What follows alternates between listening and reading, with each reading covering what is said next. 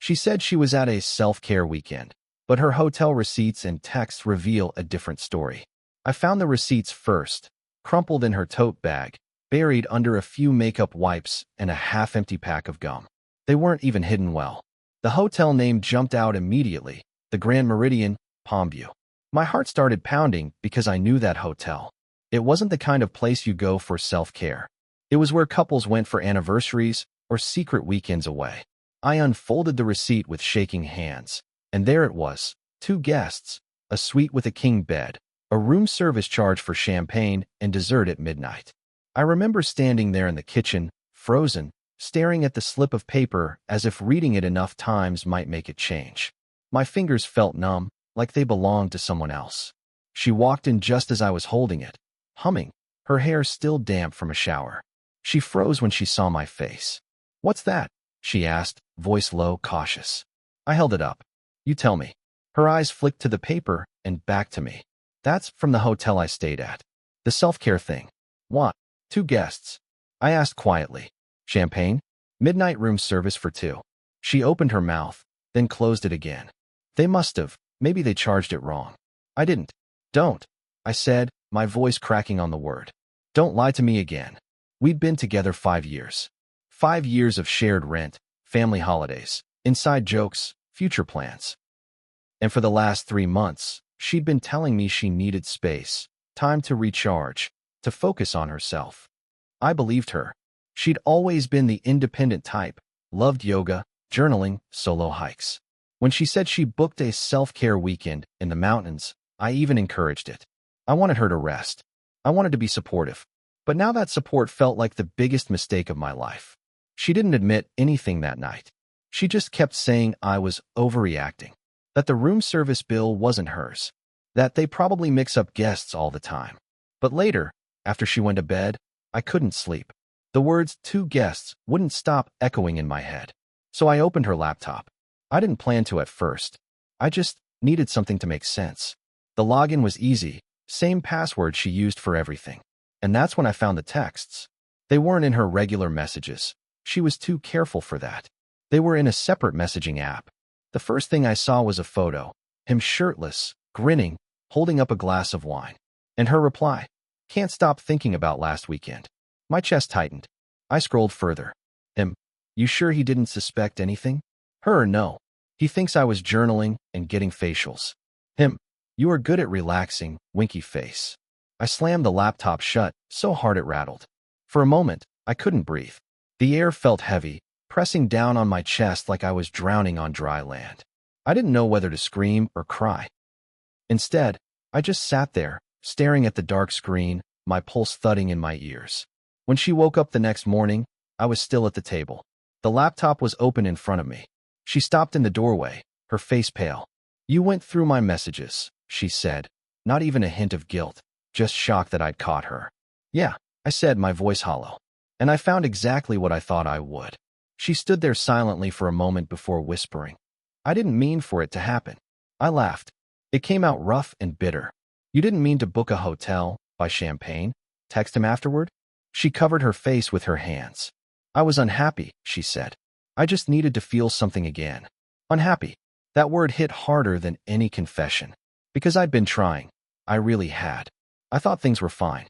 We cooked together, watched dumb movies, argued about laundry like normal people. I thought we were good. She said it wasn't about him, that he was just a distraction. She said she didn't even like him, not really, that it was stupid and meant nothing. But the way she'd written to him, so easy, so flirty, like she'd been saving her best version of herself for someone else. That's what broke me. I didn't yell. I didn't throw anything. I just looked at her and said, "Get out." She cried, begged, tried to explain. But all I could think about was how she'd kissed me goodbye that morning before her self-care weekend. How I'd told her to have fun and treat herself. How she'd texted me a photo of the hotel view, captioned, "Wish you were here, Red Heart." I'd smiled when I got it. I'd even shown it to my coworkers, bragging about how thoughtful she was. Now, it felt like the punchline to a joke I hadn't realized I was in. She left that night, packed a few bags, said she'd give me space. I didn't stop her. After she left, I sat on the floor surrounded by the evidence, the receipts, the laptop, the hollow quiet of our apartment. I kept replaying everything she said. Unhappy. It didn't mean anything. You're overreacting. Each word stripped away another layer of what I thought our life was built on. Over the next few days, she tried to reach out. Texts, calls, even an email. She said she wanted to talk. That she'd ended things with him. That she just wanted to come home. I ignored her. But then she sent me a long message that wrecked me in a different way. She wrote, "I didn't cheat because I stopped loving you. I cheated because I stopped loving myself, and I didn't know how to say that without breaking you." I didn't even know what that meant. It sounded poetic, like something copied from a breakup blog. But a part of me, the part that still wanted to make sense of her, kept rereading it anyway. It took a week before I finally responded. I told her I didn't want to see her. That I'd found the hotel charge for Valentine's weekend too, the one she'd said she was spending with friends. I told her there was no version of her explanation that could make this right. She didn't reply after that. I wish I could say that was the end of it, but heartbreak doesn't end cleanly. I'd wake up at night thinking I heard her brushing her teeth in the bathroom. I'd reach for her side of the bed out of habit. Her shampoo was still in the shower for weeks before I could throw it away. It wasn't even that I missed her. It was that I missed who I thought she was. A month later, I got a call from a mutual friend. Apparently, she'd moved in with him. The same guy from the texts. The distraction. The nothing. That call felt like being hit all over again. Except this time there was no shock left to cushion it. Just raw, dull ache. So I did something I never thought I'd do. I drove to that same hotel, the Grand Meridian. I told myself it was closure, but really, I just wanted to see it. The place where everything had fallen apart. I didn't even go inside. I just sat in the car across the street, watching couples walk in hand, laughing, excited.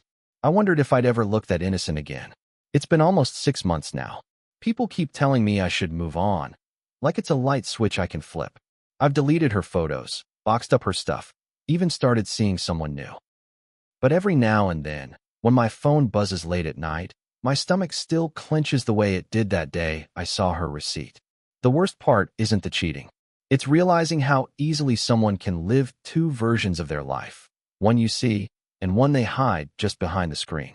How self-care weekends can become cover stories. How trust can vanish overnight and leave you questioning your own memory. I still don't know what I did wrong. Maybe nothing. Maybe everything. But I've stopped trying to solve it like an equation. Some things just break, and you learn to live with the cracks. So yeah, she said she was on a self-care weekend. And in a way, maybe she was. Just not the kind that heals you. Only the kind that kills what's left of what you had.